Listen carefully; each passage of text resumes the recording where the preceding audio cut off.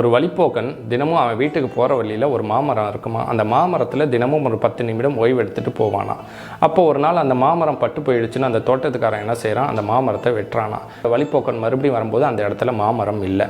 அந்த மாமரம் இல்லைங்கிறத பார்த்தோன்னா அவனால் அந்த வலியை தாங்க முடியாமல் அந்த இடத்துலேயே உட்காந்து கண்ணீர் வடிச்சு. அப்போ அந்த தோட்டத்துக்கு மாமரத்தை தான் நான் வெட்டிட்டேனே, அப்புறம் எதுக்கு மறுபடியும் அங்கேயே இருந்து நீ கண்ணீர் வடிச்சுக்கிட்டே இருக்குன்னு.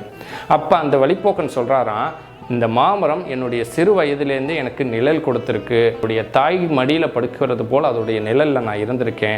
அது இல்லாத வழியை என்னால் ஏற்றுக்க முடியல. அதனால நான் என்னை அறியாமல் இந்த இடத்திற்கு வரும்போது என் கண்களிலிருந்து கண்ணீர் வருகிறதுன்னு சொன்னானா. உங்கள் மனைவியோ குழந்தைகளோ தாயோ தகப்பரோ கண்ணீர் வடிக்கிறாங்கன்னா அதுக்கு பின்னாடி மிகப்பெரிய வலிகள் இருக்கிறனால தான் கண்ணீர் வடிக்கிறாங்க.